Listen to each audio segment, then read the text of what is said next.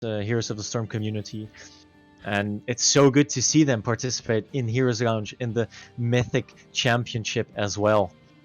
Yeah, of course, if you want to participate yourself, do !sign up and you will be able to see the link to sign up yourself to maybe face some of these teams yourself of the great capacity that we have. Of course, Skogsapor and HasuWinsTheseEveryday will be coming up very shortly, but we'll go to a small break as we perhaps swap around. No, we will not be going to a small break. I'm sorry. We're going straight into this next series. Yes, Skogsapor versus HasuWinsTheseEveryday. This is the best of the best, DK. You were absolutely just talking about this. And it's going to be quite the series. Yeah, it definitely is going to be. I'm really hyped for this series. So many GM players again in this Division 1. We have some very known names like Dino in here, Skog, Berkhold, Gia. Just going to be such an entertaining match to see, and this best of 3 is going to decide who is going to move on to the finals of the Mythic Championship. But it is very possible that these teams face against each other again in the finals. Isn't that right, Transparent? It could well be. Of course, if they lose this map, they go into the lower bracket, which means they've got another chance of redemption to come back in the grand finals. Of course, HasuWinsTheseEveryday took 10 games. They did not lose a single game at all this season yet. So Skogsapor have got their work cut out for them. These guys have won the Mythic Championship multiple times. It's going to be so hard to beat them, but it has been done. They did get knocked into the lower bracket last time by Hype nonetheless. So they could well be in for a surprise if one of them gets knocked down to there. Of course, if we go through the map bans, perhaps now we have Volskaya Foundry as the map picked here by one of the teams. If the teams do go through, then they will be winning their first pick of map before the map bans. So it is worthy to win this. Yes, indeed, HasuWinsTheseEveryday being the ones to pick Volskaya Foundries. We had Sky Temple and Tomb of the Spider Queen banned out by Skogsapor2.0. And what bans were banned out by by Hasu, DK? They banned Battlefield of Eternity, and they banned they banned Battlefield of Eternity and they banned Cursed Hollow. And this means that HasuWinsTheseEveryday have picked up Volskaya Foundry for us.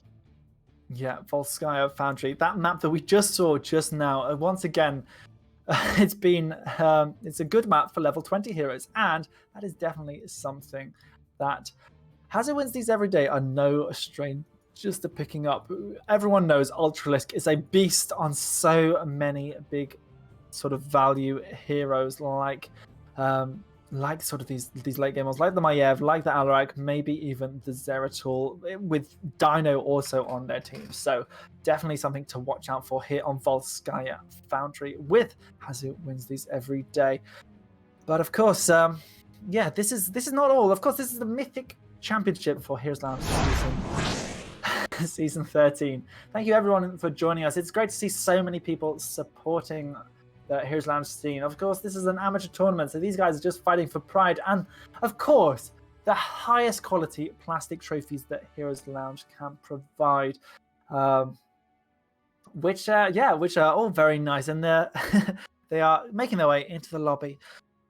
Whew, it's been quite a day, and if you are cheering for one of these teams or got any favorite players on these teams, make sure you put that in the chat. We want to see all of your support. I know there's a lot of Dino viewers. We've got Samu here doing production for us, who's basically shouting Dino, Dino, Dino in our ear. So if there's any bias in watching these heroes, these plays, you know that it's coming from production.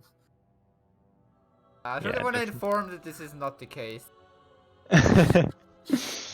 This is very much the case. He's been screaming in our ears the whole time. I've muted him for most of the past games, but no, joking, of course. But we're just waiting for one more player to get into the lobby, and then we can head into game number 1 very, very soon. Yes, yeah. As I said, there's going to be an exciting match. We've obviously just seen Volskaya Foundry played, and Hype are going to be resting on their laurels, thinking, "Oh, we just played this map. We can now see exactly how Hazu and Skogsport want to play this map today." So it's very important for them to pay attention and be watching it, just like you guys are. Yep, of course, we're having a great time, but so many well-known players in this team. Obviously, some Chile Mountain players on the team of Skogsapor, as well as other CCL teams on the other side for Team HasuWinsTheseEveryday. Yeah, if I'm counting correctly, there are 8 CCL players in this lobby right now. We have Berkold, we have Galnagunar, Skog, and Gia for Skogsapor. And on the right side, we have X-Ray, we have HasuWobs, we have Dino, and we have Ultralisk.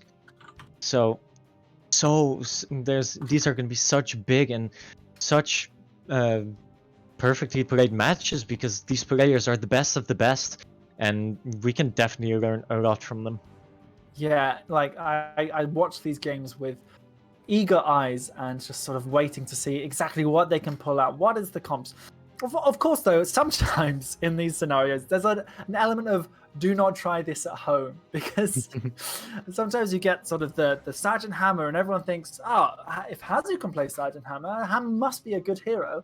And then you try and play it, and then it's not quite what you want. You know, you're just trying to play it, but it's having that dedication of your whole team, knowing the rotations around that Sergeant Hammer, knowing that Sergeant Hammer can't rotate quickly itself, and also, you're struggling with sort of making sure that you get that siege pressure to do that split push that Hammer is very good.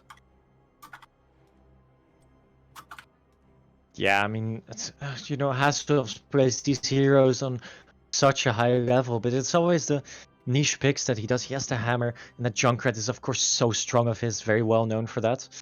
And maybe we'll even be able to see that coming up.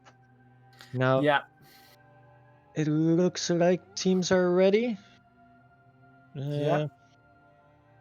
Looks like one team ready. I think we're just ready for Skog to get his people in a line, making sure that everyone's sort of feeling fresh, feeling ready after they've had to wait through these first series of games here in the Mythic Championship of Heroes Lounge Season 13. Yeah, we've had some great series already this weekend, earlier today, as well as yesterday in the Legendary Cup. But here we go into game number 1 of the Mythic Championship Upper Bracket Final. Yes, indeed. We have Skogsapor2.0 against HasuWinsTheseEveryday. This is such a big match right here. The winner of this best of 3 is going to head into the finals already. And Medivh instantly banned against Ultralisk and HasuWobs. Yeah, and you know, it's well deserved. There's so much value that you can have in that Medivh pick, and even on Volskaya Foundry, you've got to be scared of it. It is such a big playmaker with the portals. It can save you with the shields, and the leyline seal can be such a big engage. So it makes perfect sense. Now Cassia is being banned out here as well. Yep, of course, we have Cassia being a big pick today. You called it at the start of the day that Cassia was the one to look out for. And it's done a great deal of damage. She does do incredible damage. And when you're not first pick, as I say, Dino was incredible on it last season. So, yeah, well, a good choice to ban out here from HasuWinsTheseEveryday. Yeah, we see Anna being banned out against X-Ray. Makes perfect sense as well. X-Ray is just so disgusting on that hero. And Chromie is being banned out as well.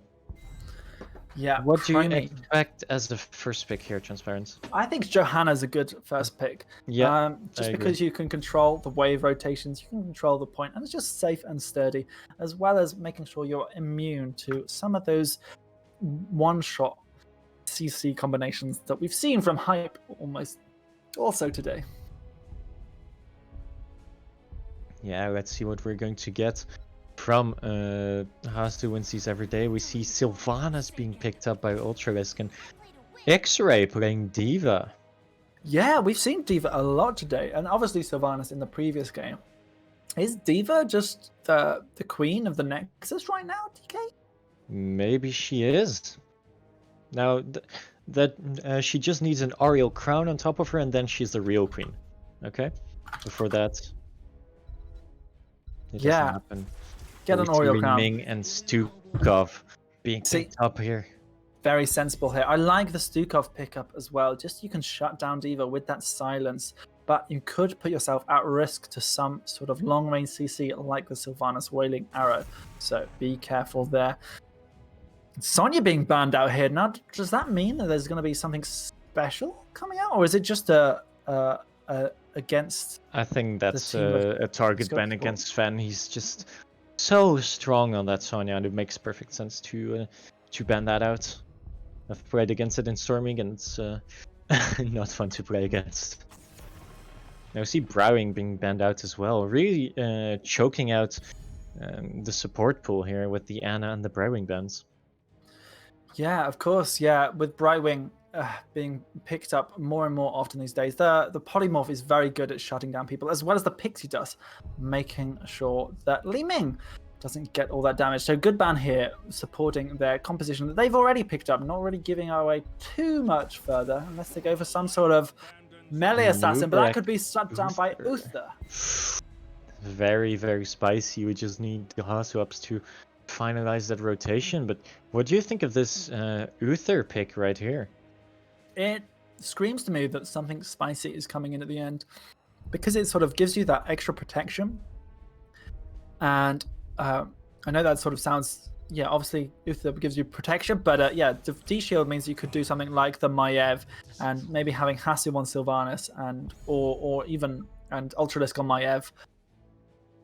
But with Artanis and Deathwing being picked up by Skogsapor2.0, that's a heavy, beefy front line. I'm not quite sure what they'd go for. Let's see, maybe a Leoric with March build. The March and then a March 20 with all the drains. Could be pretty good. Let's see what it's going to be. It is going to be Leoric. Now, if it's going to go to be drain build, I don't know. But we'll just have to wait and see. So we have a 4-man D.Va or 4-man Leoric here, depending on where Deathwing ends up. And one thing we need to know, of course, is the Artanis. I mean, most people would sort of be so shocked at Artanis, right? Yeah, definitely. But it looks like HasuWinsTheseEveryday is doing this off-roll. Dainu, usually the DPS player, plays a Nubrak now. Extra, the support player, plays D.Va. It's very special. It's something we've seen in the Nexus Rumble, isn't it? It is something we've seen in the Nexus Rumble, which of course is the most innovative and exciting Heroes of the Storm tournament every Sunday, 1930 CET, starting next Sunday, the 13th. But enough of that. If you think that Skogsapor2.0 are going to win, do !bet A and the number of points in the chat. If you think Team Hasu are going to win, do !bet B and the number of points. And we're going to be heading straight into game number 1 already on Volskaya Foundry, as we have the blue team, which of course is Skogsapor2.0, headed up by Skog on Johanna, Berkholt on Artanis, Galganar on Stukov, Gia on Li Ming, and Sven on Deathwing. And on the right side, Hasu wins these every day. We have Hasu-ups playing Leoric, X-Ray is on that D.Va, Dainu on that Anubrak, Ultra is playing the Sylvanas, and Death Knight on that Uther. Yeah, these teams really looking so strong coming into this. I do like the little off rolls they're doing, but will it pay off? Will they still be able to beat? Because, you know, Skogsapor, they've not been as successful as HasuWinsTheseEveryday, but they are still incredible players. And perhaps they're just having a bit of fun here in the Mythic Championship, as these guys have all played a lot of games against each other in the past. Yeah, I mean, that's what it's all about, right? It's about having fun while playing the Heroes of the Storm, and I think casting these is also very fun with these high-level plays. Yeah. We see, of course, Artanis taking the Protector of Io, which is the stacking talent on level 1 by Artanis, but he's going to get ganked to the bottom as Dainu looks to try and get the Burrow Charge, just not able to hit it, but D.Va is here to body block.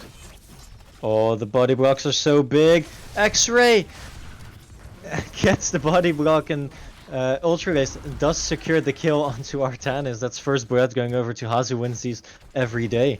Yeah, of course, X-Ray used to be the ones that win these every day, and we can see exactly why with those incredible body blocks coming out here from the D.Va. This rotation is incredibly powerful already from HasuWinsTheseEveryday. Yeah, definitely. And both teams are prioritizing their turret camp, which is what you want to do, of course, at level 1 on this map. So you can take it during the objective, as I've said 3 times already today. Yeah, it is the most scripted map in Heroes of the Storm, pretty much. But we see here Skog is trying to lock down Ultralex, but not successful. Not this time. We see Leoric is slowing down the rotation. HasuUps trying their best here. And blue team just saying, right, we're all here, all 5 of us. Let's do the support camp. And Death Knight's having a little dance. Yeah, he is. Of course, Burkholt went for stacking time, but because he got killed, he's only got 6 stacks at the moment, and gonna have to wait a long time for that to become relevant. I mean, the later on this game goes, the more stacks you will get, right? And this map always goes to level 20, especially in these high level lobbies, where the games are a bit harder to play. Yeah. These teams are so good at defending against the core, like we saw Hype in the previous series. But here's the silence that we're talking about onto D.Va, preventing any bomb usage on X-Ray. But no, they're able to walk away. Uther's just going to do so well, denying any big burst that Li Ming does. And also shutting down this Artanis from time to time. I really like the draft of HasuWinsTheseEveryday. Yeah, definitely. Even though they're doing off-roll compositions, they're doing so well so far, having the first blood. And let's see how it's going to continue. Now both teams are taking their own siege camps. They're both looking for level 7, and then the fight over the beacon is going to start. Yep. We already see them posturing away. The sprays are coming down. As we say, these teams know each other incredibly well. There's no bad blood here. Dino putting out the Beetles, trying to block any sort of skill shots. Obviously, Beetle on level 1, that spell armor is going to be so good at making Li Ming's life a nightmare. But Li Ming coming in here with the flank, and they're trying to put the damage onto Burkholt. Obviously, Artanis is no stranger to being under 50% HP, and with Shield Surge on level 4, he's happy to be under 25% as well. Yeah, those shields upping to 75% is going to be really big. But now the point is taken by HasuWinsTheseEveryday, and maybe Daniel's looking for a flank onto Gia on that Li Ming, but decides against it. Yeah, so now Deathwing comes down, the Meteor Storm joining him from there, and they are trying to get these kills. There's swap coming in onto Dino. D.Va has the bomb's being popped, Dino's being focused as well, but so is Burkholt, and Burkholt is the first forward as Dino is able to escape. The rest of the red team looking to still engage here on the rest of Skogsapor, but no, they're not finding any more kills this time and just wrestling the point over to their side. Yeah, they are, and Artanis is still dead for 5 seconds, which means HasuWinsTheseEveryday are going to get control of the point and take their own turret at the same time. Now Johanna is getting that additional pressure in the top lane. Leoric will have to respond to that, and is definitely going to. Yeah, I mean, Leoric has fantastic wave clear, especially with Neil Peasant, so is always capable to sweep up these off lanes, as Uther is just playing the I'm going to sit on the point game this time, which we saw Garrosh do last series. Yeah, we see stun go down onto Johanna, but the Iron Skin is there to protect her. Are they going to engage into this? We see slow go down onto D.Va, but the cleanse from Death Knight on that Uther is very, very good. Yeah, as well as the shield coming out from the Protector, just giving D.Va that extra bit of life that she needed to sustain the damage from Li Ming. Now they've walked straight to the top lane. They're looking to get that healing fountain, of course, blinking away at the shields with the Protector's abilities. Looking to get the front wall as well right now. I think they've done the calculations, but the shield is regenerating, and perhaps they don't quite focus it enough to get it just yet, but here we go. There we go. Yeah, eliminated. Now. Level 10 is up in for them, and do you see this? Level 10 from Anubarak. It's a Locust Swarm coming out from Dino. Yeah, I really like it. It's going to give them a little bit of additional damage. There's a beautiful stun into the stun into Entomb combo with the Protect stun. That's a combo I've never seen before, but it makes so much sense. Just disabling an enemy hero. HasuWinsTheseEveryday want to go for more. Skog is in a lot of trouble. Gia's getting body blocked, and he is able to teleport to safety, but this top fort is going to fall. Yeah, I mean, you've got Sylvanas, you just push it. You just push it hard. And with D-Shield, I think they're happy to make any sort of commitments. And they're also going to take the support camp, giving them even more items. They have 2 turrets and a support item already. Yep, so here we are. The rest of the red team now rotating away, getting that support camp, having that level 10 advantage. We do see, of course, the Blessed Shield from Johanna this time, and the Suppression Pulse from Artanis, just to make sure that maybe some of these auto attacks from D.Va are a bit blind. I kind of want to see this Artanis pick pop off. To be fair, in this morning series, or this early afternoon series with DNA Galaxy on Falstad getting so many stacks, maybe Artanis can do the same with I mean, he does have 74 stacks already, which is... Falstad only had about 80. Yeah, of course. So he's almost outstacking the Falstad. Of course, Artanis having a much more easier time stacking that talent. Yeah, but both teams just posturing around right now. As the fortification camp is up for the red team. Yeah, it is, and they're looking for an invade. Deathwing is in the air, D.Va is on the easy camp, but Artanis is top.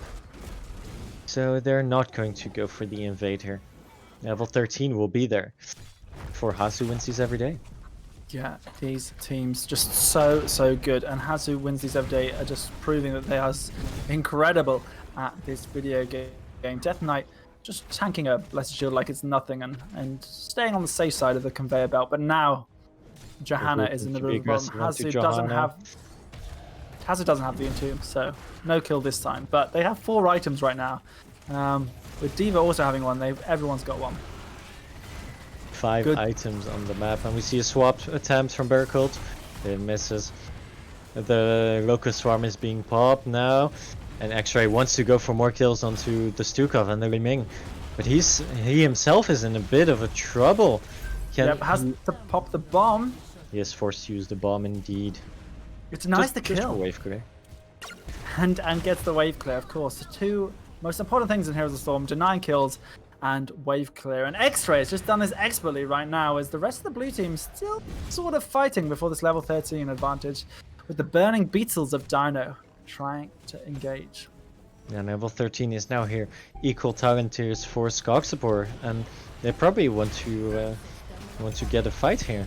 Yeah, the Galgana trying to do the combo here. The cleanse coming out here from Death Knight, meaning that X-Ray can escape. But Sven is here, uses the Cataclysm, able to get the kill onto X-Ray finally. Gia trying to get a follow-up combo onto X-Ray, but not enough to get X-Ray down. They do get the mech, which is a bit of experience, but ideally you want that pilot dead as well. But now we do see Sylvanas opting into Remorseless build, which is something we've seen quite a lot recently. But not the mind control. He went for the Wailing Arrow. Yeah, like mind control's been a big favorite today of taking out some squishy heroes. But I think Wailing Arrows are so good against Stukov, shutting that Stukov and Li Ming down. And obviously, if you hit mind control on Deathwing, not a lot happens. So yeah. Nice sort of adaptation here for the Sylvanas, picking up the standard talent. But of course, Burkholt trying really hard to get stacks here on the Protector of Io, level 1. Yeah, he has only 88 stacks so far, not that great. And Johanna is looking for an engage onto Sylvanas. Ultralisk may be in a bit of trouble. Blessed Shield is used. There's the cleanse. The Entomb is there onto Artanis, the D-Shield. The silence is very big, and they're going to secure the kill onto Burkholt. Are they? No, not quite. No, Artanis lives, but Sven is there all by themselves. Uses the fear, hits almost everyone apart from Ultralisk, but Sven is going to go down, just having his soul sucked away from him by the Leoric. Really nice done here from HasuWinsTheseEveryday. Of course, if you're just joining us, this is the Heroes Lounge Mythic Championship Winners Bracket Final. So the winner of this will go forward to the grand final straight away. And there is a big dive from Dino, going straight onto the Stukov. Gunner has to pop all his heals already, gets 75% physical armor, able to survive. Has to pop the turret though, but Dino is now in a little bit of a trouble. Shield's being broken down. But meanwhile, Team Hasu have got the Protector. Yeah, they definitely do. And we now see the Benediction, so can go for double stuns, which is going to give them even more CC. And Leoric, with the Crushing Hope now, is going to destroy that Deathwing. 15% max health. if it lasts its full duration. That's going to be very, very big. We see the light show coming out here from the gunner controller, spinning it around nicely. Now they're pushing on this bot lane, trying to get this final fort. Level 16s for both teams now. And the sword is going to fall. Level 16 is there. And Skogsapor wants to fight behind the protector. The fear is very big. X-Ray is going to be the first to fall. But on the other side, the protector gets the kill onto Stukov. The D-shield is being used onto Ultralisk. Can they get out? Death Knight? Death Knight's falling lower and lower, but the shield is enough there. But no, yeah, Gio's able to pick it up with the calamity damage, but does cost their life as well, as Ultralisk is now fighting with Bergholt, who goes down. Ultralisk being healed up by the dead Uther is incredible. Yeah, Death Knight getting that trade value. Yeah, you know, it's important on Uther, and we see a little bit of a push coming here by Dino with the Burning Beetles and the Legion of Beetles on level 1. It just means that they get this free tower, which is extra XP to level 20. Such good decision making at Division 1 at this level. It's so good to see, DK. Yeah, they push their advantage every time they can, and that's why these are the top teams in Division 1 in the Mythic Championship. Yeah, absolutely. This is the top team. HasuWinsTheseEveryday, all playing on their off roll, but still dominating the map against Skogsapor, which, as I want to reiterate, are all GM level players as well. This just shows how good this team is. They love the game so much, and they're just so good at it. Yeah, now we see maybe a fight go down over the support camp, as Skogsapor is starting it. Diva Bomb is ready though from X-Ray. And the Fly is there, and you know, the Team HasuOps, they see the Fly, and they're like, okay, sure, you use the Fly, you get an item, we don't care about that, we just want level 20, and we take your turret away. So I've already mentioned how like the decision making is so quick and so good in Division 1, and I think that really is like the skill levels. You often see, you know, at the lowest time, like it's a bit of a clown fiesta, as some people say, it can go all over the shop. Dino's just sitting there tanking. I just want to point out. Yeah. Yeah, at the lowest level, you know, you get better. But no, at the moment, Sven is getting caught out at the top and is trying to escape this sort of three-man gang. Ultralisk is here to try and join the beautiful route here from Galmagon and maybe turning the team fight, but no. Bergholt here with the blind, trying to put out a little bit as well. And they managed to keep... He's in now, and a Traitor King comes out from a Nubrek. We have Redemption, Bolt of the Storm, and of course we have Buried Alive. Yeah, Buried Alive is going to be so impactful in these team fights. And yeah, X-Ray now cleaning up his siege camp. Maybe they'll try and get a keep with his level 20 advantage. The Traitor King, the new ability on a Nubarak as well. An additional base level spell armor. Yeah. As well as 10% HP. It's actually really good. Unfortunately, it doesn't stack with the spell armor from your upgrade if you go for the upgraded thing. But anyway, we got the Diva Bomb coming in. It gets shot away. I knew, and he uses Traitor King, and he's still 90% HP. He is fine. Yeah, his keep is almost dead. It's so low, and HasuWinsTheseEveryday definitely want this to go down, and there it is. Are they going to go push for more? No, they're not. I think this is it right now. People are saying in the chat they should have banned out the Protector. The Protector is too good. And yeah, well, they maybe should have done. But here's the root comes in on Dino. The healing is there from Death Knight. The Silence Entomb onto the Stukov to interrupt any sort of channel ability. And HasuOps is falling lower and lower. The pops of the explosions from standing in the breath of Sven. It's just a little tickle to the rest of his team. Is it just that Sven, his breath smells bad, or is that it?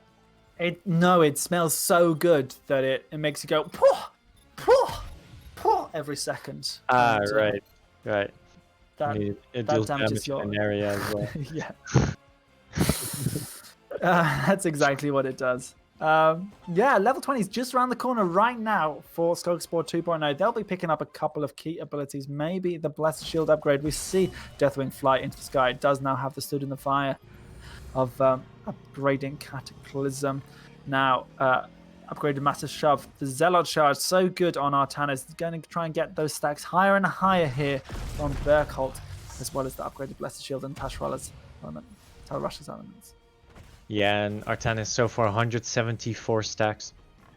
Stacking it It's not great amounts of stacks, but it's okay. It's decent. Now we see HasuWinsTheseEveryday taking their siege camp, maybe looking to go for the support camp, creating additional pressure in the top lane, and then they can take the fight for the protector.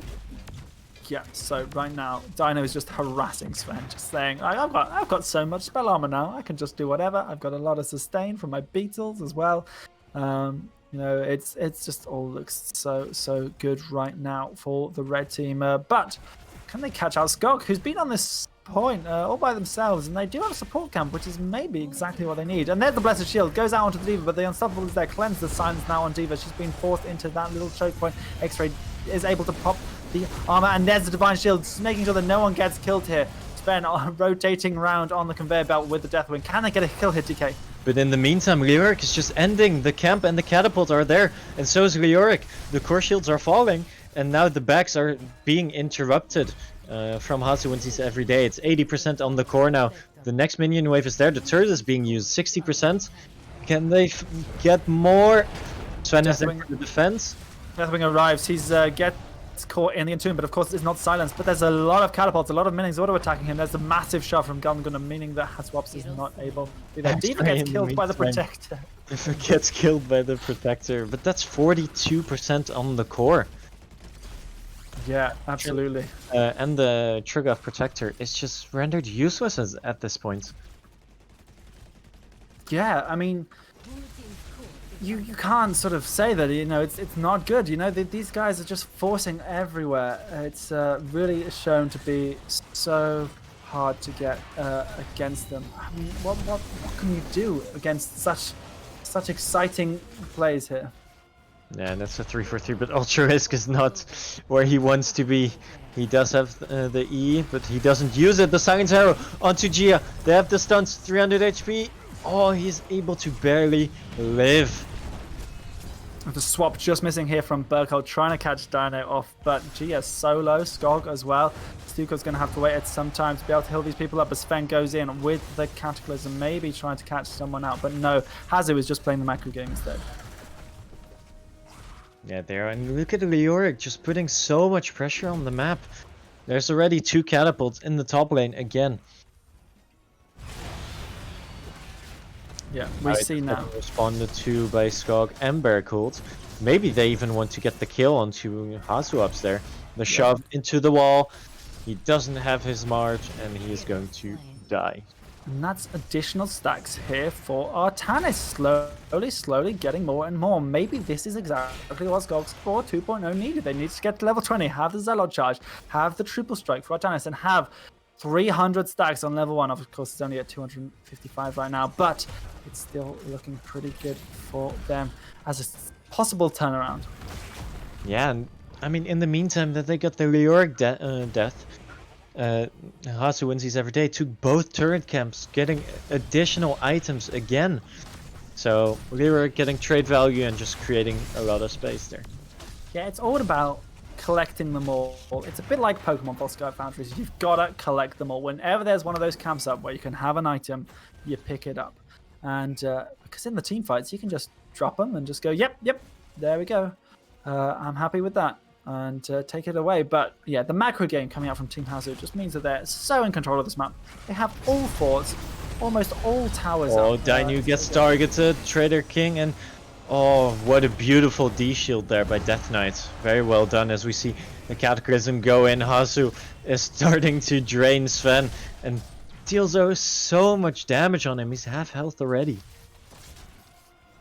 Yep, nice play here from both teams. Can they escape though, as Diva is here with the body blocks trying to shut down Skog. Sven here with the stuns. Dino able to dive in. Does get shoved away by Stukov, but that's going to put him in a very vulnerable position. There comes the silence from the buried alive. Here's the Diva bomb. They're stuck between a rock and a hard place, and they do indeed both go down. This surely is GG, as there's only 40% left on this core, and Sven is looking like he's going to go down. Sven is getting as well. drained, and the core is at 42%. This is going to be game number 1. Heading over to HasuWinsTheseEveryday, who are looking very, very strong here. Yep, so super strong. And that's 20% there. They're just auto-attacking the core, trying to make sure they pick up Skog now as well, going for those KDA plays, maybe picking up, but Ultrarisk is looking better in the game. GG, well played. Team Hasu takes game number 1 here of this upper bracket final. There we go. You finally hit the call. Wow, what a series here. DK, these guys are showing why they are #1. Yeah, I mean, even off when they play it off roll, they just have such good knowledge of the game. They're able to get picks and they get structures whenever they can. And yeah, they played it super well. Yeah, I mean, I was talking about it a little bit in the middle of the game, but I want to sort of clarify what sort of the skill levels we have in Heroes of the Storm. At the base level, you sort of start to learn how to team fight. Then you learn how to do the macro play. Then above that, you probably learn how to do... you do have sort of the base level mana management. And then above that, you just see this incredible decision making that we saw from Team Hasu Wins These Every Day, where, you know, as soon as they know that something's not going their way, they go do something else and it's beneficial to them. You know, they never take a loss. It's always an even trade, no matter what they do. And it really shows how good of players they are. We get to see that here today in our Mythic Championship of Heroes Lounge Season 13. Yes, that is exactly what we're here for. It's trying to find out who is going to be crowned the winner in a couple of series times. Yeah, we have Skogsapor2.0 going against Team Hasu right now. Maybe you think you can take these guys down because Team Hasu are doing so well. If you're a top tier player that's, you know, maybe you play in CCL or other things and just think, well, here's Lounge, it's just a little bit of fun. We of course have signups available now for Season 14, and that's !! sign up in the chat. We'll give you a link to our page. It's been so good right now, has it not, DK? And we are expecting another incredible game after this one. Yeah, and now we do see Skogsapor going for the first pick, and this means that HasuWinsTheseEveryDay do have map picks, and do you want to have a guess at what map they're going to take? I think, well, obviously we've had Sky just played. Yes. And they banned out Sky Temple. They banned out Tomb of Spider Queen. And they banned out BOE. And Hasu banned out BOE and Cursed Hollow. Cursed Hollow. So I think, using all that, I think they're going to go Towns of Doom. I think they might go Towns of Doom. It seems like a good pick for them. And, oh, it is indeed Towns of Doom. This is fantastic to see. We're just trying to delay it that much that they would just show up on screen. No, that was me working out. They hadn't picked it yet. Yeah, so it's good to see that they agree with me. You know, it's top tier players of top tier casting as well that we like to have on the Heroes Lounge Mythic Championship. And yeah, Towns of Doom. Are we expecting anything spicy? I mean, we had 1 Stitches today. And you want more than 1 Stitches. Of course I want more than 1 Stitches. And this is, I think, in my opinion, one of the better Stitches maps. Since, for example, on the top shrines with Fishing Hook, you can just, if the enemy team is invading your shrine with the talent tier advantage or something like that, you can just hook them off right into your base and can secure you some kills. So I would love to see Stitches here, but who knows what we can expect.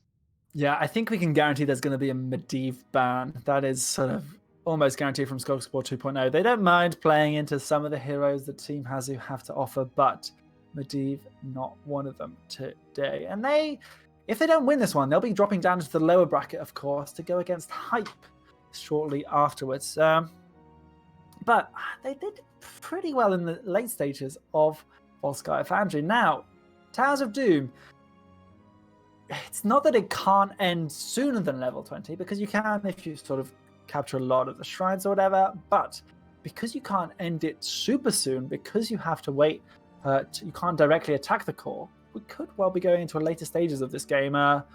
What heroes do you think Skogsapor might be picking up this time on Towers of Doom? I mean, on Towers of Doom, you usually have this solo laner who soaks the mid wave and the top wave, and then you have just this 4-man battling it out in the bottom lane over those sapper camps, over those bell towers, and so what you usually want is some brawl heroes. Like Li Ming, for example, is so good, can get those resets and just win you the team fight now. And Anna can set up so well, Johanna with the Blessed Shield. So those are really the heroes you have to look at. Yeah, you really, really do. And it's such a strong map of sort of that rotational soaking in the top two lanes. Top lane and mid lane, you can either have a double soaker there, or you can try and rotate your 4-man between them, as well as getting those camps, just like you said. What are we looking at here? We're almost getting ready into the draft. We're just waiting for one more player to come in, as well as ourselves to be ready for the second game in the Mythic Championship here in the upper bracket final. These two teams really are doing so well, and Team Hazu looks stronger than ever, I must say. Obviously, with the resurgence of some top-level esports, Team Hazu have really been putting in the practice hours, and it definitely shows here today. Yeah, definitely, and I'm really hyped to get into game number 2. We're just waiting for one more player to get into the lobby, and then we are able to head into draft number 2 on Towers of Doom. Yeah, Towers of Doom. I really like this map, but sometimes it can be a bit scary. Sometimes you can have the lead throughout the whole of the early game, whole of the mid game, and then suddenly you make one mistake in the late game, and you just sort of go, oh, the momentum's gone against me right now, and I don't quite know what to do. But hopefully that won't happen here, as I'm sure Team Hazu will keep control, keep fighting hard, and knowing what they exactly want, as they are so experienced. We talked about it yesterday, how this is the best of the best that Heroes Lounge have to offer, and indeed these two teams are. They won their series, their group in the Mythic Cup, Mythic Championship playoffs, to make sure they were in this upper bracket, to just be one game away from being in the winners final, and of course having that map advantage going into it. And transparently, it looks like we're ready to head into draft number 2 on Towers of Doom. Yep, here we are. Towers of Doom. A beautiful map. The Gravekeeper made it himself, making sure that the Raven Lord would be incredibly jealous of his secret tunnel into the middle. But will the teams be using this secret tunnel? We'll have to wait and see. Game number 2 here in this Mythic Championship upper bracket. Are we going Final. to see the Medivh ban right here, right now? Or maybe the Skogsapor are going to take it for themselves first? They could do. They do have first pick, of course, and maybe that's the thing, of just you leave it open and then you can either pick it up yourself. Maybe force your opponent to spend a ban on it, but nope. They don't want anything to do with that. Medivh is banned out. Especially as Hazu wins these every day, it just means that Medivh gets banned out. But Cassia being the ban for Hazu wins these every day, they did not like how much damage it can put out in earlier series, and they are not willing to play against it today. Yep, makes a lot of sense. Cassia banned out again, so far we have the same bans as the previous game. Do you remember what the other bans were, Transparent? The other bans were... oh, goodness, no, I can't remember at all. I was going to say May, but that was earlier on. But there's the Johanna ban, something that can be incredibly impactful. We were talking about the wave clear earlier, and that is a hero that has it as well. What would you be prioritizing as a first pick if you were Team Skogsapor 2.0? Chromie is banned. I think Anna would be quite a good pick, or Li Ming, maybe. Or as Sven really likes his Sonya, could definitely be picked up in the earlier rotations in this draft here. Of course, Vikings can be an incredible pickup here on this map, so considering that as well. Hazu does play Vikings at a level that is unexplainable, but we see Sylvanas being picked up first. Sylvanas has been picked up consistently in the early parts of these drafts. Does it just mean that she is this incredible hero that we all should value? I mean, I personally do value Sylvanas very high. She's very good at taking those forwards, very good at making sure that you get that pressure when any opportunity arises for you, or even just sort of thinking about pushing early. But talking about late Oh. game heroes, Abathur Tracer, what do you think of this, DK? This is disgusting. I mean, you have Dainu on Tracer, you have HasuUps on the Abathur. I just want to clarify that this is Team Hasu, not disgusting. They played earlier, DK. I hate to be transparent. But yes, yeah, it is an incredible combination of heroes. Yeah, Abby and Tracer. We haven't had Tracer all day. I was talking about it for so long. Never got picked up, and I'm so glad to see Dino being picked up. Vikings and Brightwing. I love this game already. I already know who our offlaner has been copying for tips on what to play in the offlane. Yes, Sven picking up the last Vikings. It's so terribly annoying. And against Abathur, it can sort of work well. But if Tracer gets those pickups, it's going to be good. Yep. Yeah, so I really like the Vikings here. It means that they can soak waves. It means they can sort of annoy enemy heroes when they're trying to channel, as well as, you know, the Brightwing picking up here as well. Just adds that extra global factor that perhaps you want against the Vikings, as well as Brightwing just being in the meta at the moment. But Diablo being banned out, good here against Tracer, and Nubrak being banned out. A lot of tanks being choked, but none picked up just yet for any team. I'm sure Team Hasu will be picking up their tank right now. They'll probably want priority here. And with a few left, Garrosh is definitely available, good at controlling, but is it going to be good enough against Sylvanas Poke and the Brightwing Polymorph? We've seen it very good, but there's the Uther ETC. Yep, Death Knight's a big fan of this ETC as well. And X-Ray picking up the Uther for a second game in a row here for Team Hasu. Now, Uther against Sylvanas can be perfectly fine. I think a lot of people think Uther is very weak to the poke, but in all honesty, as long as you execute the team fights quickly enough, he's fine. Yeah, this is very true. Now, Hammer comes out, and so does Tyrael. Wow.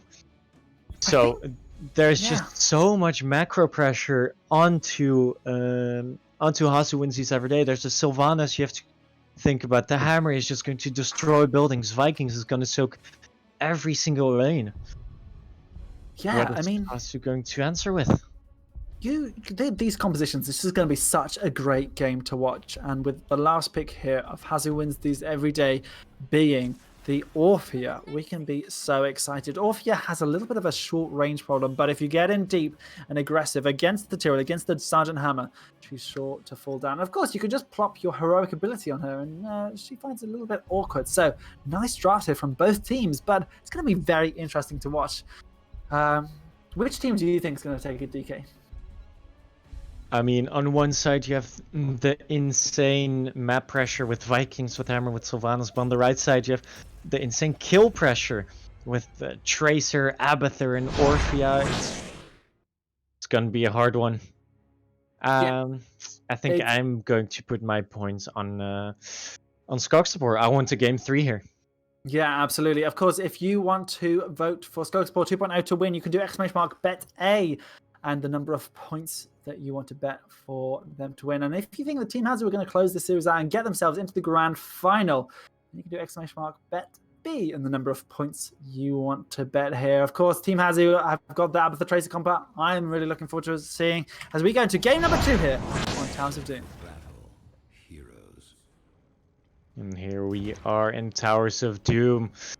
Second game of this series. Now on the left side we have Skogsapor, we have Berghold playing the Tyrael, we have Skog on the Sylvanas, Gia playing that Hammer, Sven controlling all 3 of the Vikings, and Gauna Gunnar is going to play that Brightwing.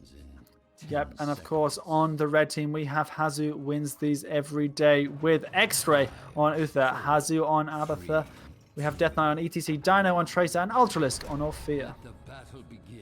Yeah, and Death Knight already calling out, I don't want to play this game, it looks disgusting. It definitely does.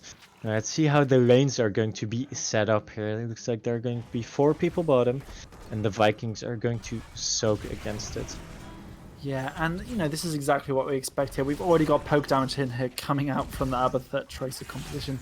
This really is a battle of I don't really even know what to say. This everything we've seen. The Vikings maybe being focused now here by the Tracer. Going to be rotating. Sven getting taken out. First blood against the poor little Olaf. And Eric the Swift will be trying to get down. But no, a beautiful disengage here from Gia on Sergeant Hammer. How do you deal with this? How do you even deal with this? I've never cast a game like this, DK.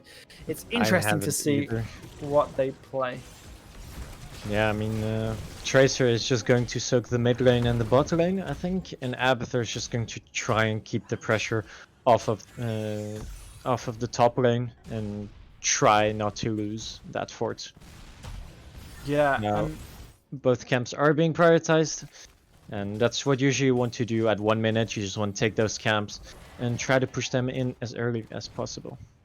Yeah, it's really interesting seeing both teams run the 4-man in the bot still, even with Abathur. But that's a beautiful body block here from Death Knight, which makes Tracer able to pick up the kill onto Sylvanas. And blue team are trying to retreat, but Brightwing is the next one to fall. Red team just steamrolling over with this Abathur composition, allowing them to have 4.5 heroes here in the bot lane. That's usually not what you expect, right? Abathur compositions invading camps early is not something you usually see, but HasuWinsTheseEveryday makes it work, and we see a slide go down onto Tyrael. He's going to be fine. Galno Gunnar TPs in as Abathur actually kills a Viking. Yeah, you have to be aware that, you know, mines and stuff still available. Dino's so greedy on this Tracer, but knows exactly how far they can go towards this fort. It's so impressive to watch. And Dino's going in again, trying to get Burkhold, but no, not this time. Not this time. So now we have people going in. They're sort of getting this siege early on already in the bot lane. If you're just joining us, this is Heroes Lounge Mythic Championship, where we have some of the best of the Heroes Lounge teams trying to win. Yeah, and obviously we have HasuWinsTheseEveryday on the right-hand side, taking kills, taking names every step of the way, trying to make sure that they close out the Towers of Doom game. Oh, we just got go down onto Skog, and he survived the shield, and the teleport from Browning is enough. But now Death Knight on that ECC is taking a lot of damage. 200 HP. Gets the slide, but he dies anyways. That's the first kill for Skogsapor there. Although Hammer is going to fall on the other side, and Dino is just wreaking havoc together with Ultras in the backline. That's 3. Can they get Burkhold as well? Oh, surely 2v1. Burkhold low on mana as well. Maybe they won't be escaping. Hasu is trying their best to interrupt Sven. Has mines, has his locusts as well here. I mean, Hazu's just being such an annoyance. And they do indeed take down Tyrael in the bot lane, which means that they're going to be able to get 30, a clean slate. Oh, no. They don't get the channels here. I got the Vikings channeled there. both top altars, but HasuWinsTheseEveryday did channel the bottom one. So 36 shots against 32 left. Yeah, we see now, of course, HasuWinsTheseEveryday have now picked up Mule, which is going to really help with this slow push that Vikings have been trying to do.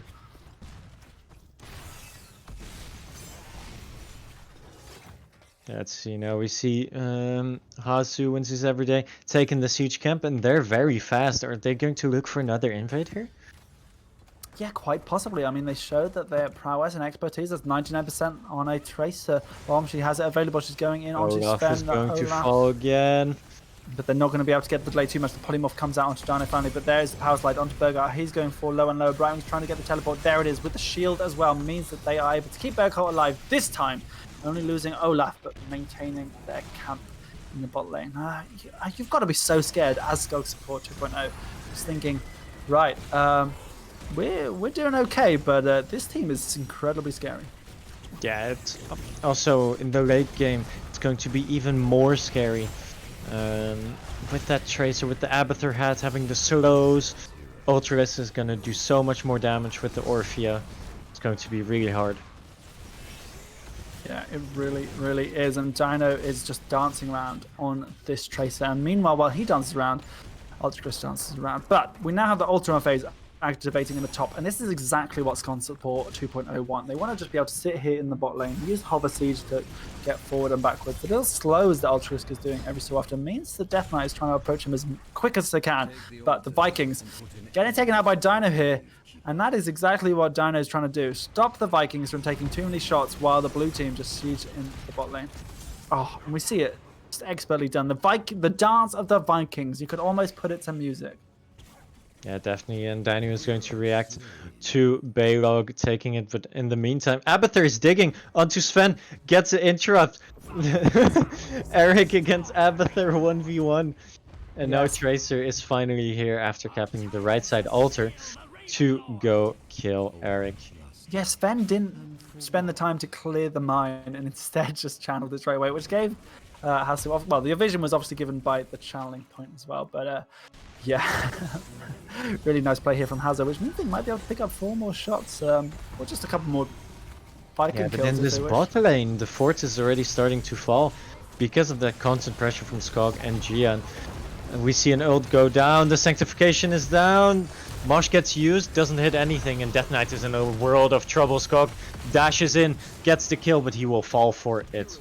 Yeah, Hasu has now cloned Orphea as well, trying to get that good clone here, getting the extra spell damage as well as just being able to keep your Q stacks up. But no, they have to dance away. And now they're going to look to try and return the favor and get the siege on themselves here in this bot lane. Yeah, Vikings, meanwhile. Vikings are able to secure that channel. And, you know, in core health, it's still very, very even. It's 10 kills to 3, transparent. It is indeed, and that's, you know, a lot of those kills are just the lost Vikings being farmed pretty much. You know, they're doing so incredibly well, but they've had 2.25 kills attributed to them, and that, quick maths, is actually 9 kills in total of Vikings. Quick maths. Yeah. And you can add 1 more kill to that as Olaf gets taken down. And it's just Dainu on this Tracer of his, which is so lethal. He just gets these kills every day. Yeah, so now Gia on this side how tries to defend, but X-Ray is looking for the flank as the Uther, trying to keep his team alive as well, clearing out these sappers, maybe trying to get some sort of push in the bottom, but it's so hard into this Sergeant Hammer, just dancing back and forth with that Tyrael extra movement speed and attack speed, really pushing Gia forward. And there's another kill by Tracer. The mind control goes out from Skog, but it misses. And in the bot lane, the fort, it has been muled up by Abathur, and it's almost full health again. Tracer is going to look onto Skog, onto that Sylvanas, but it's going to recall out of that. Yeah, so now can the level 13s being picked up by HasuWinsTheseEveryDay? Is this going to be the time for them to shine? Is this going to be the time where they get that Soma transference from Abathur to be able to make Dino the immortal mosquito that Dino wants to be? But this hammer is giving so much zone control actually, but we see a really big engage go down onto Skog, but that sanctification is so good. The mosh pit, where is it? Oh, it was used came already. up, but the D shield was just fractioned too late. I think it was interrupted by Gia, which is really, really well done here from the blue team. They got that interrupt, but now red team just like, we don't need the mosh pit, let's clean up. And they get 3 kills. And they're going to get this bell tower as well. And they want more. They want Gia. Dainu is finally here. Death Knight dies to the fort. Yeah. Yeah, it does fall. And that's going to be 5 shots in favor of HasuWinsTheseEveryday. Yeah, I mean, getting that hammer kill is actually pretty worth trading it for the ETC. You know, they don't really need the ETC right now, and hammer being dead means that they can't take back the altars very quickly. I blink, and then a Viking's dead. Every so often, a Viking is dead. Dino is just putting on a clinic of how to deal with annoying Vikings on Towers of Doom. Already 14 deaths on those Vikings. I don't think Sven is having a very fun game. This bell tower now is under control of HasuWinsTheseEveryday, and they don't want to lose this. Hammer is here though to create that pressure. Yeah, but here they are, Sylvanas and Hammer trying to poke in, reclaim this bell tower. As I was saying, sort of Hammer is very good at sort of reclaiming these towers, and they're more than happy to do it. Death Knight trying their best to get these power slides to lock them down, but meanwhile, Dino's just taking the camp by themselves. He's going, yeah, we got this. I got a Hasu hat. Yeah, it's all good. It's all good. We can just defend this, get pressure. Yeah, we take control of the map and pick up level 16, which is going to give them that benediction on Uther, which is really important for getting those super stun combos. And there we're talking about the big stun coming trouble. The sanctification is forced out. And that's a 100-second cooldown they won't have soon. And Gia still falls on that hammer. Yeah, it's so hard to deal into this, and there Eric goes down as well. We see the sapper shots going in, putting the blue team down to 25 HP. One more sapper going in as well, and boom, 24 HP. A multiple of 4 is exactly what you want on this map, because then it means that the boss is also good to count. But you're going to get possibly 5 altar shrines as Dino just continually picking up another kill on Sven. I mean, it's just Dino and his Tracer just keeping the map pressure from the Vikings that they usually want out of Sven's hands, and he just can't do anything about it. Now Skog does take the top camp to put some pressure onto that top lane, but Dino is already lurking in those shadows looking for that Viking. Yep, and Sven's like, oh no, I shouldn't have done this, and runs away. That's he's constantly got one Viking alive, at least. Yeah, those sappers going in doesn't really matter since there's a mule from HasuWabs. Here comes the Viking flank. They're coming in large and in charge. Olaf is going to be there to try and stun. The mind control comes in onto X-Ray in the backline. The large and in charge does indeed stun Ultralix, but gets healed up instantly by X-Ray, and it's just cleared up by Dino and Ultralix, because the rest of the blue team are now in full retreat. Galnaguna having to run away from ETC, as well as the mule keeping the bell tower alive. It means that Skog is now in danger from Dino, but gets healed up by Galnaguna on the right wing. HasuWabs going ham with the clone. Red team just pushing back blue team, but no kills this time. Just making space for Look at how low that bell tower was in the bottom lane, and Hasu is just going to mule that back up. And I don't want to. So unfortunate.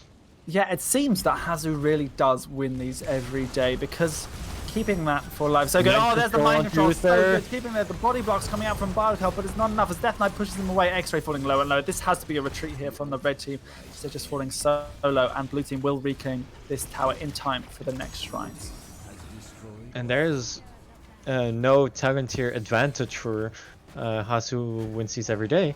So Skogsapor really want to take a fight right here, right now. But they just used a lot of heroic abilities. Although we will have mind control available in 10 seconds, there will be the BFG in 40. Mosh Pit is still available. They need to be careful of that. And Sven is getting focused once again on the Vikings, and will try and get a couple of channels here, keeping the blue team in the game for a bit longer. Eric delaying the slug, capping the top right altar. Daniel's already here on the rotation. That's another dead Viking. And he finds another one. The bomb is there. Sven is dead. All the Vikings are dead. Meanwhile, blue team trying their best to poke away and channel the bot altar. There was a mind control used, but Uther cleansed it using the Hand of Protection. And now they have D-Shield available, they have Mosh Pit available, and they have Tracer here. As there's no Vikings, they have to clean up for 40 more seconds. Dino rushing in onto GM, making space here for the blue team as X-Ray just channels, and red team know this, and so they're not committing hard for a fight. You can see that they're not going in because X-Ray was channeling. That just shows how well communicated these guys are. Yeah, but now it's 11 shots against 24. Transparent, and level 20 is going to be so strong for the red team here. This is looking very, very hard. Oh, the mind control, but the D-Shield is so good from X-Ray there. What a beautiful fight. Can they get Ultralisk? The sanctification is there. No one dies. No one dies just yet, but it looks like Skog is going for the chase. They're trying to take over this tower as Skog puts on the Banshee's Curse. The black arrows pulling those minions to sleep. And in the meantime, Dino is doing the boss on his own, and he's going to be able to secure those 4 shots right there. So that, quick maths, puts them at 7 HP on the core. Yeah, but the bell tower in the bottom is now under control of Skogsapor, and how is HasuWinsTheseEveryday going to take this back?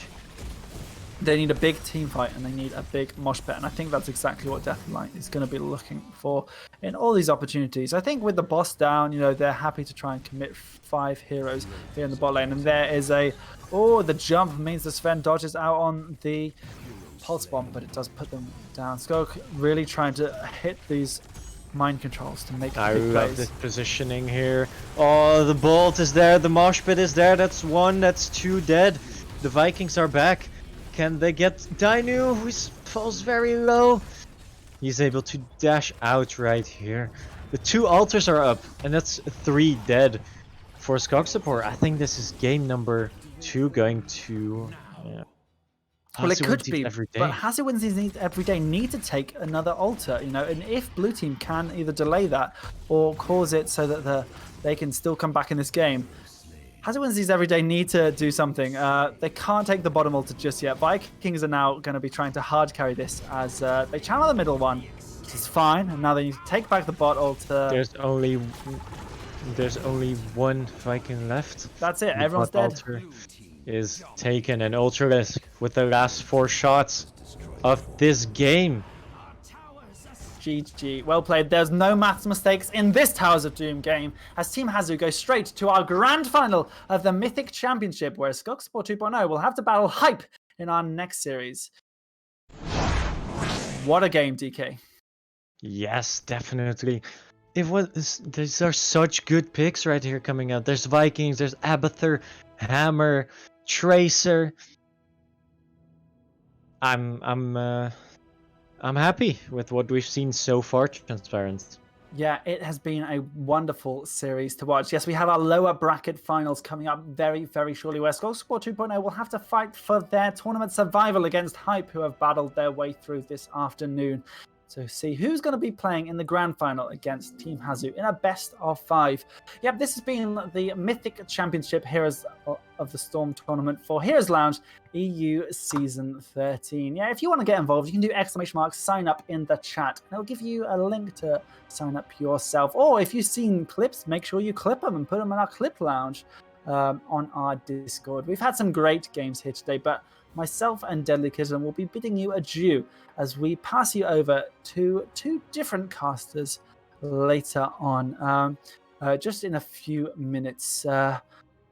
Yeah, we've had a great time here today, have we not, Deadly Kitten? It's been a pleasure. We've seen... I had a Stitches game. I'm happy with what today has brought. Yeah, absolutely. So everyone tuned in, don't go anywhere, as we'll be back very shortly with our lower bracket final. Thanks for watching so far.